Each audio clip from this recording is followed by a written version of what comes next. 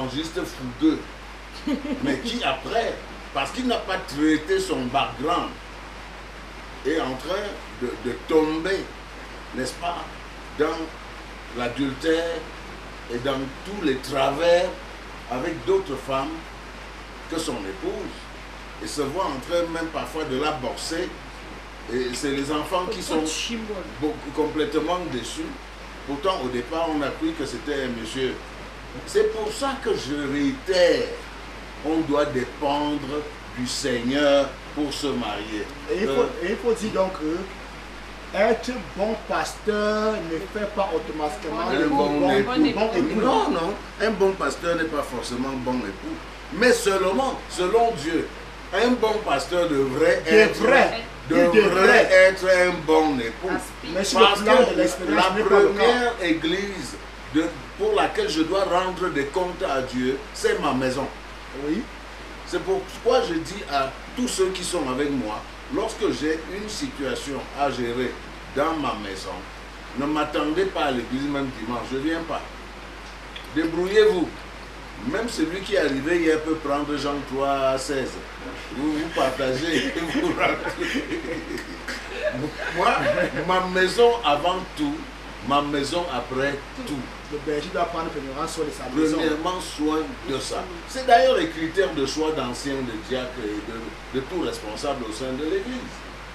Quand aujourd'hui, les gens sous le prétexte d'être hommes de Dieu disent n'importe quoi à leurs femmes. Mais je me pose bien la question s'ils lisent la Bible. La Bible déclare, celui qui aime sa femme s'aime lui-même. Car jamais on n'a haï son corps, sa chair, on ne se déteste pas. Comment vais-je être un bon pasteur? Attends, bon pasteur au pupitre, un grand homme de Dieu, mais papa lion à la maison. Hein? Bon pasteur à l'église, papa lion à la maison. Non, c'est pas normal. Ça veut dire que quand le lion vient, maman cherche où se cacher, les enfants cherchent où se cacher. Et ensuite, comment aujourd'hui on peut même, quand on parle d'un bon pasteur qui est mauvais époux, ça m'embête. Parce qu'en fait, on ne devrait pas être un bon pasteur et mauvais époux. On doit prendre soin du premier troupeau que Dieu nous a donné. La première brebis que j'ai, de laquelle je dois prendre soin, c'est ma femme. Bon, je ne sais pas. Et c'est elle avant mes enfants. Moi, je me dis un petit peu, papa, que Oui. si à jamais, excuse-moi, Jean-Baptiste se serait marié, je crois que la flamme pour l'œuvre de Dieu qu'il avait pouvait faire de lui un mauvais mari, hein?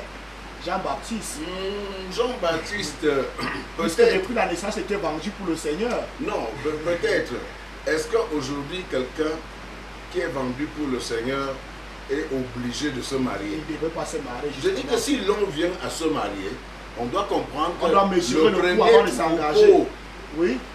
dont je suis le berger, Premier fidèle, c'est votre ma épouse. maison. Premier fidèle, c'est mon époux. Toute l'église peut me quitter. Mais ma femme ne va pas me quitter. Elle ne va pas vous quitter. C'est même ma brebis la plus sûre.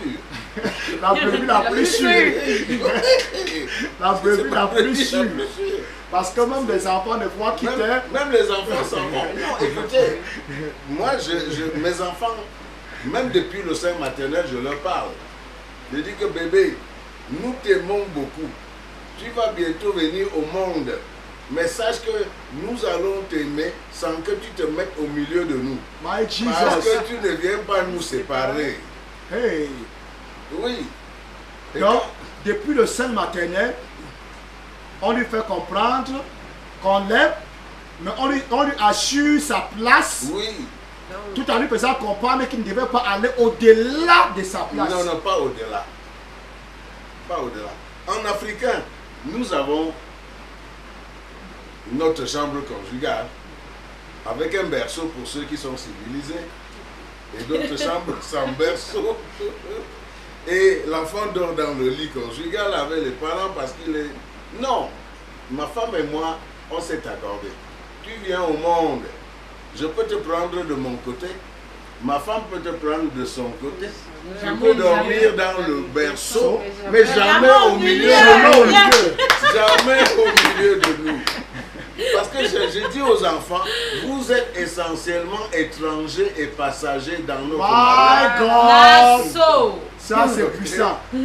Je dis aux enfants, je répète votre propos, je dis aux enfants, vous êtes étrangers. Essentiellement. Essentiellement étrangers et passagers dans mon mariage, dans ma vie conjugale. Parce qu'après, ils grandissent, ils s'en vont. C'est ma femme qui me reste. Ils s'en vont, ils sont passagers. Et je me dis, papa André, en faisant connaître cela aux enfants, cela aussi prépare aussi leur futur. Parce qu'il y a quelques temps, Langanjarai avec d'autres personnes ont tenu un programme ici. Des hommes qui, à plus de 30 ans, vivent encore sous le toit parental. Oui, en fait, c'est la faute des parents. Parce que depuis, dès le bas âge, ils ont fait comprendre à l'enfant que ça c'est le chez lui. Non, c'est la faute des parents. Quand Dieu dit, l'homme quittera son père et sa mère, s'attachera à sa femme, et les deux deviendront une seule chair. C'est la bouche la plus autorisée. Ok? Ils doivent quitter. Ils doivent quitter. Ils doivent partir. Obligé, forcé. En effet, un homme de Dieu a dit ceci. Je veux dire, apôtre Joseph Suleiman, je le suivais à la télé un jour, disait, a man of 30 years who is still living in his father's house should be arrested by the police. Qu'un homme de 30 ans qui vit encore sous le toit parental devait être arrêté par la police. Oui. Plus que... il a raison. Oui. Moi je dis, nous sommes mariés le premier jour avec 4 adoptifs. Hey. Donc on a commencé le mariage à 6. Que je m'asseye encore bien.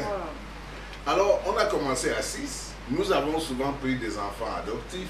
Ma femme et moi, on a ce ministère.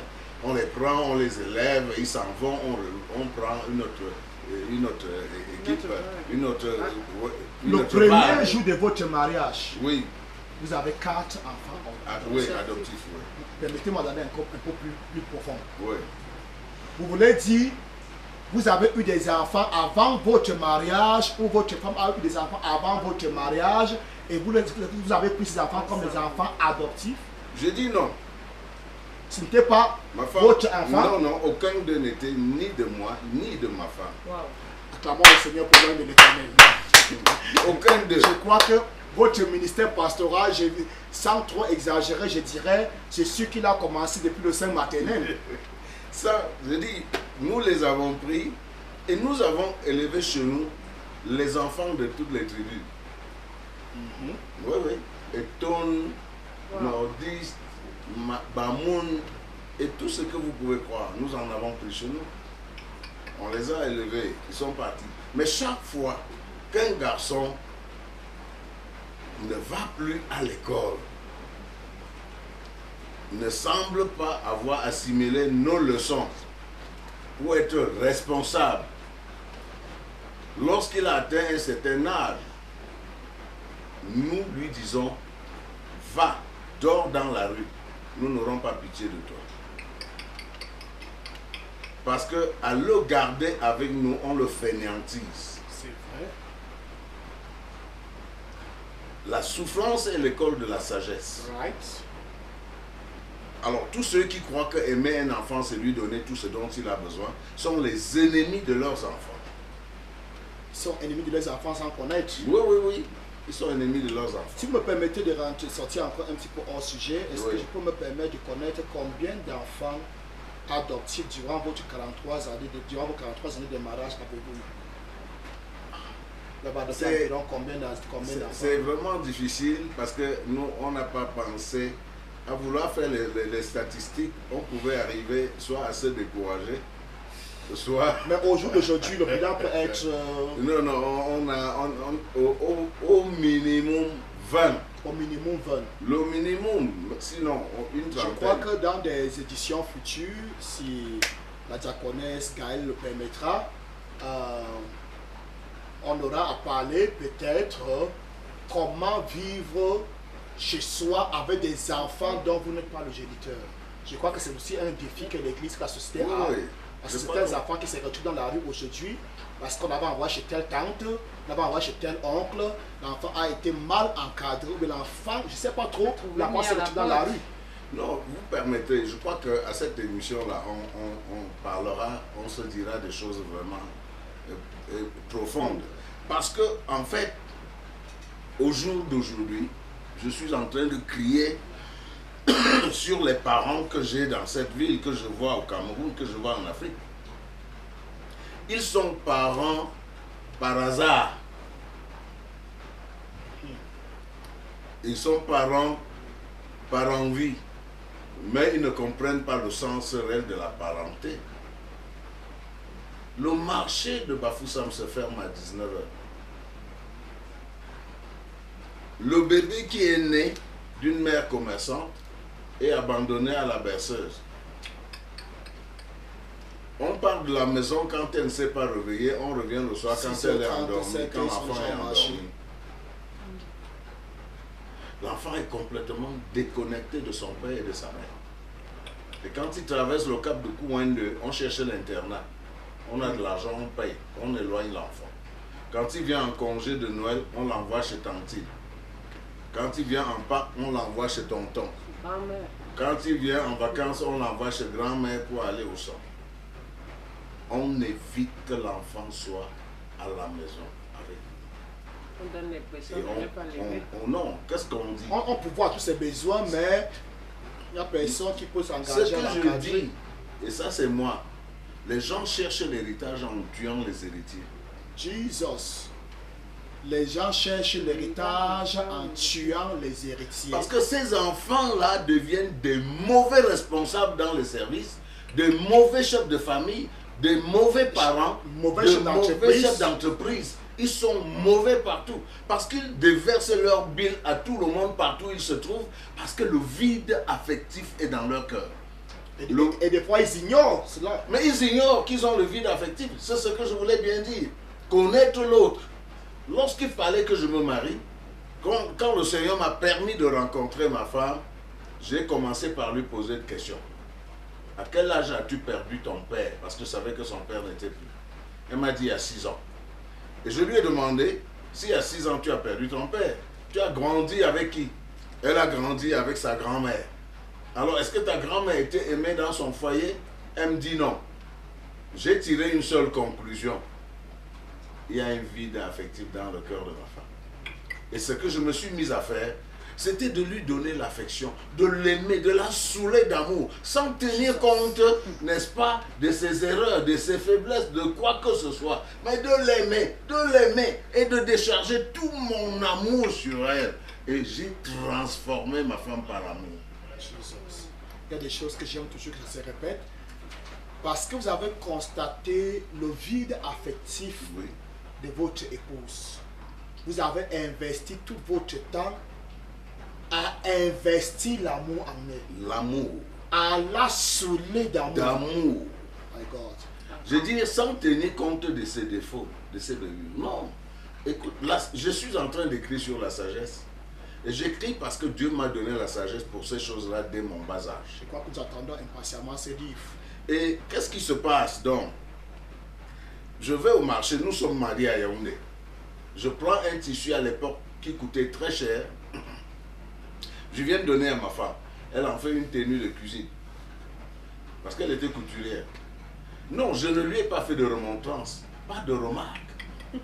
Je suis resté tranquille, calme. Je n'ai pas bavardé. Un autre lui aurait crié dessus. Non, du tout. Je n'ai pas bavardé. Je n'ai rien dit. Vous avez compris d'où elle venait. Je comprenais. Il ne fallait pas remuer le couteau dans sa blessure. D'autres auraient dit, regarde-moi une villageoise comme ça, je t'ai pris au village. Je lui avais pris je lui avais pris une paire bouclée à la Rivoli chaussure, avec boucle en or, 5 000 à l'époque de 73, c'était assez d'argent. Et à la maison, elle pouvait... Oui. Elle pouvait utiliser ces choses comme elle voulait. Mais alors, qu'est-ce que je faisais? Le dimanche soir, je lui dis, ma chérie, est-ce qu'on peut aller lécher la vitrine en ville? Parce qu'avant le vol et tout ça, là, il y avait les baies vitrées à Yaoundé. Tu pouvais contempler tous les magasins et tout. Et nous y sommes allés. C'est là qu'elle a découvert le prix du tissu. C'est comme ça que je lui ai fait découvrir le prix du tissu avec lequel elle avait fait la tenue. Je comprends donc pourquoi nous avons besoin de ce livre de la sagesse. Donc, vous avez corriger votre épouse dans une sagesse sublime, si je pourrais le dire. Comme je le dis, si elle est là, elle va vous dire. Elle s'est tournée vers moi. Et elle m'a dit, mon mari, comment tu achètes un tissu si cher? Tu viens, tu ne me dis pas. Je l'ai attrapé, je lui ai donné un bisou. Je dis que tu as mérité ça. C'était pour toi. C'est pour ta cuisine. Je dis que mais la cuisine que tu fais, c'est pour qui? C'est pour moi. Non, écoute, tu mérites ça. Aucune femme ne mérite cela que toi. Je l'ai embrassé, je l'ai encouragé. Tu n'as pas à te plaindre. Tu vaux mieux que ça. C'est une façon de nous dire que l'on peut transformer l'être avec avec le caractère. Non, permettez-moi. Je ne voudrais pas me jeter des fleurs, mais pour la gloire de Dieu, j'ai l'habitude de dire aux gens, si vous me sortez une bayangé de l'auberge, vous me la donnez. En 3 mois, je vais la transformer en une bonne femme. Permettez-moi juste une petite correction parce que bayangé c'est une tuile au Cameroun. Non, j'ai dit que juste une prostituée. Voilà. Prenez-moi une prostituée, pardon.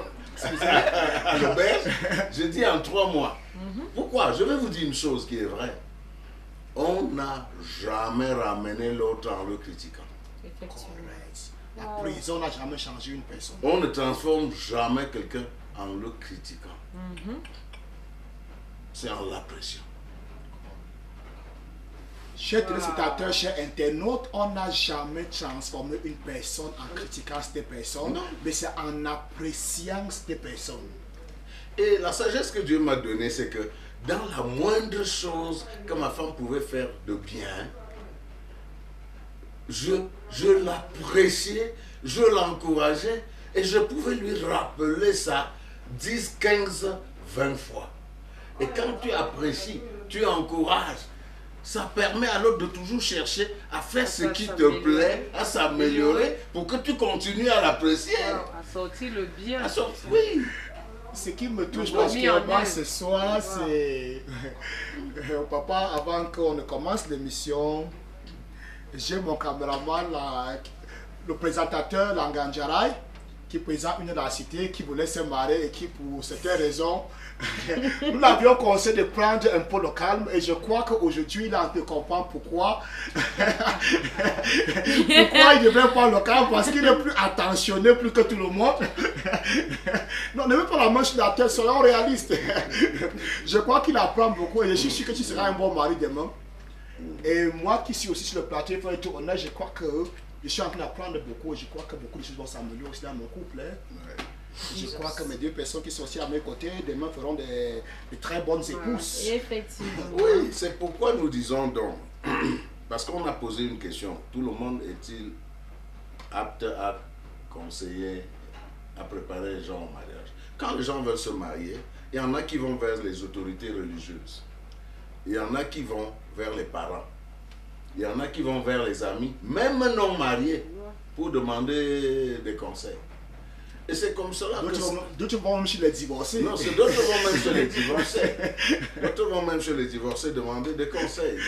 Et je dis non. Si au lieu de recevoir un conseil, on reçoit du poison. Et on finit par empoisonner sa vie future, sa vie conjugale avec le poison qu'on a pris ailleurs. Nous disons une chose. En vérité, la vie conjugale devrait être une vie agréable à vivre. Yes. Parce que Dieu l'a conçu non pour le malheur de l'homme, mais pour son bonheur. Et je suis toujours surpris quand les gens disent, est-ce qu'il y a des foyers sans problème? Je leur réponds oui. Amen. Amen. Oui, il y a des foyers sans problème. Ah oui. Qu'est-ce qui fait problème dans les foyers? C'est l'ignorance. Quand on a la connaissance, il n'y a pas de problème. Je le dis devant Dieu et devant les hommes ce soir, 43 ans, nos enfants ne nous ont pas vu discuter, ni nous insulter, ni nous plaindre. Let us take it again. Pendant 43 ans, oui, vos enfants ne vous ont pas vu discuter. Non.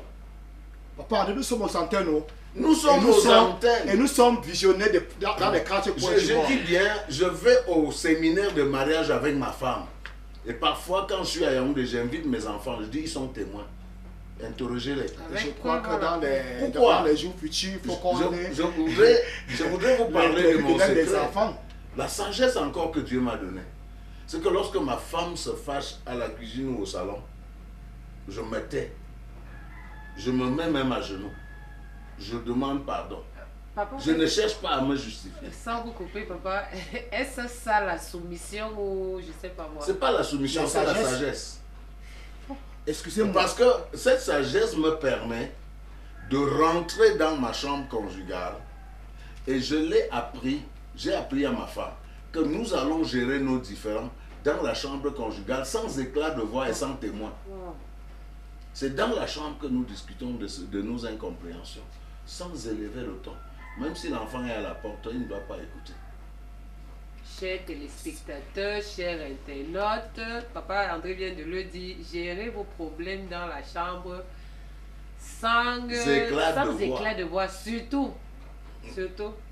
Et je ne sais pas si j'ai bien compris, lorsqu'il y a peut-être un malentendu avec votre femme, oui, que ce soit au salon ou bien à la cuisine, vous vous repentez là et là. Oui. Vous attendez que les enfants partent quand même. Oui, je demande pardon. Quand les enfants ne sont pas là. Même quand les enfants sont là, je demande pardon. Quand ils sont là, je demande. C'est comme ça que j'ai appris à mes enfants à demander pardon.